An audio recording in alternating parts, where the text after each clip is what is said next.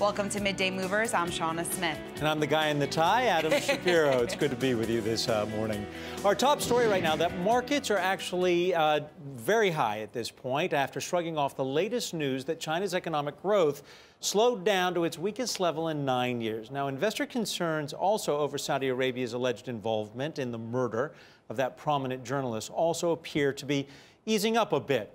Driving the rally today is a slate of strong earnings reports from companies like Procter & Gamble, PayPal, and American Express. So joining us now is Bob Iaccino, co-founder and chief market strategist at Path Trading Partners. Bob, good to see you. What is it that's driving the market today? For instance, PayPal, that had just a great earnings report talking about Venmo and the future. Is that the kind of thing that's driving us up right now?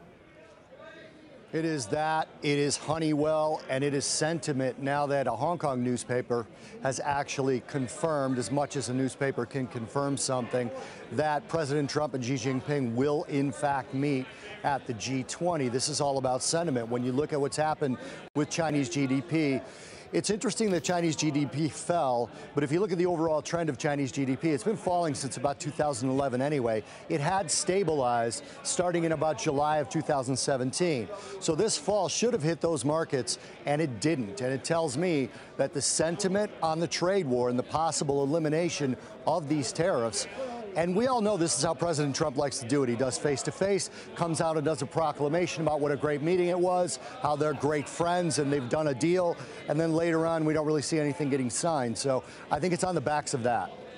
Well, the other big story is the latest out of Saudi Arabia and how President Trump will continue to respond to this. Lots of questions about what it means for the price of oil here. Today we have oil up almost 1%. How do you see this playing out in the oil markets?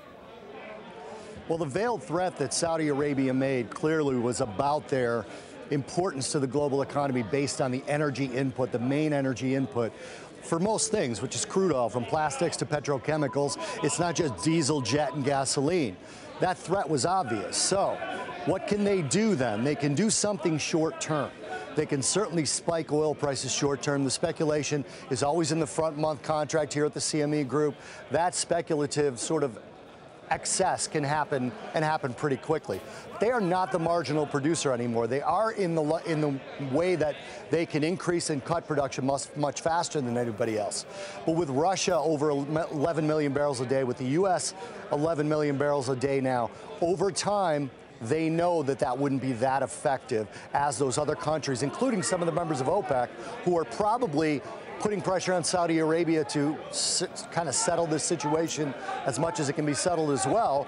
That would be a short-term effect, and it would sort of pointing, as Bloomberg put it best, they said, they're pointing the gun at themselves. That's what they'd be doing. That would put a ton of pressure on the Saudi economy. All right, Bob, don't go anywhere. I want to bring Jen Rogers into this discussion because there's a lot going on here. It's not just Saudi Arabia, but the big news would seem to be China.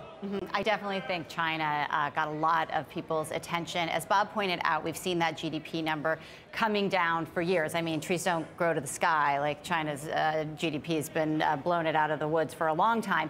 I'm looking at that, though, in terms of what does it mean for the U.S.? Because, look, we're heading into a trade war. It's not just going to be China that suffers. It's also going to be the U.S. And you can see what tariffs and trade wars can do to a country, because that's what's happening in terms of business confidence there. And we've seen their reaction in the stock market. They're down 25% since the beginning of the year. Yeah, and Bob, I know you were saying that today's reaction shows that the markets simply don't care about the latest in terms of the trade war. But Bob, at what point do the markets start to care again, or when will they care at all? Earnings. I mean, they'll care in earnings and they'll care in inflation. The interesting part about this is the Fed is on a course to raise rates. The minutes came out. The minutes were probably more hawkish than Jerome Powell was in his speech, the speech that got rates going higher on the long end. The long end tells us about inflation. The short end tells us about what the Fed is trying to do about coming inflation. But tariff inflation cannot be affected by monetary policy at all. If the Trump administration continues on with these trade wars, and I agree that the U.S. would get hurt as well, China would get hurt much worse, but China may not care. When you look at this sort of situation, the Chinese citizens, the Chinese populace, save about 49% of their income versus GDP, where the U.S. saves about 18.8%. What happens when Chinese GDP goes down? Chinese consumers actually spend less and less. So the government has to do more and more stimuli to get that moving again, and they're not able to do that for very long unless you have a president that is president for life. So there's the trick in all this. The U.S. cannot sustain as long in terms of the political capital, but can sustain longer in terms of the economic capital. I think they blink at the G20. All right, Bob Iaccino, we appreciate your being here with us. President Trump, by the way, is shifting his tone when it comes to Saudi Arabia.